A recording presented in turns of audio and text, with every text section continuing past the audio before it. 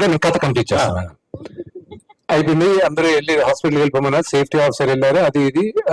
నాన్నగారి ఎందుకో డౌట్ వచ్చి వెళ్ళేటప్పుడు కార్ మాత్రం నాన్నగారి ఇంటి దగ్గర ఆపండి అన్న. ఆపి లోపలికి వెళ్ళి, నాన్న నాకు ఒక 2 hours ముందే ప్యాకప్ అయిపోయింది, నేను రూమ్కి వెళ్తాను, నాకు ఇంకేదో రేపటి రిహర్సల్స్ చేసుకోవాలి, అది కాసేపు కూర్చొని వెళ్ళరా, ఎందుకు అంత తొందరగా వెళ్ళిపోతున్నాను, లేదు నేను వెళ్ళొస్తాను. కార్ ఎక్కి నేను వచ్చేసా. హాస్పిటల్కి వెళ్ళాం, పోలీస్ కేసు అది ఇది అన్నారు. సరే ఎందుకు వచ్చింది ఇది, మళ్ళీ అంతా క్లీన్ చేసుకున్నాం, స్టిచెస్ వేసేసుకున్నారు, అంతా అయింది, క్లీన్ చేసుకుని కూర్చోన్నా. యూనిట్ లో అందరూ కొంచెం కంగారు పడున్నారు, కెమెరామెన్ బాగా డల్ అయిపోయినాడు.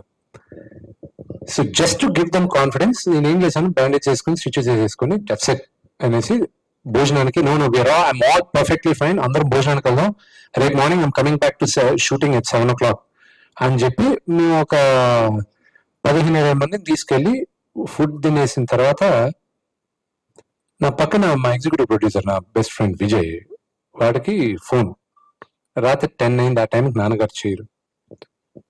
ఏ అంకుల్ రా అన్నాడు.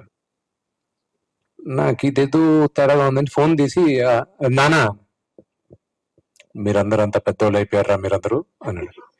నేను ఏమైంది నాన్న, ఎలా ఉంది చెయ్యి అన్నాడు.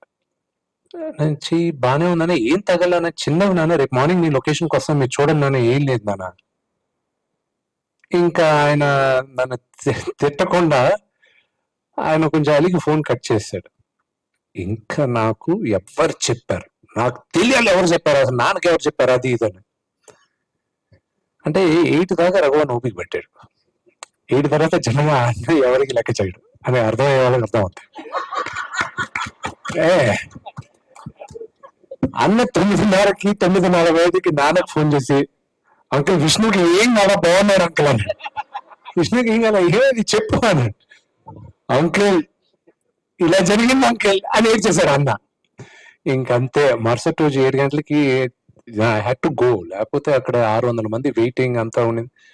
వెళ్ళి మేకప్ వేసుకుని 7 అంతా వెళ్ళే లోపల నాన్నగారు అక్కడ నిలబడి ఆల్రెడీ యూనిట్ అందరు క్లాస్ పిలుతూ ఉన్నాడు, ఏందన్నా అంతా ఓకేనా అంతా అయిందని. సో ఆ ఘనత రఘు అందే, భయం, చాలా భయం, ఎక్కిచ్చేస్తాడు.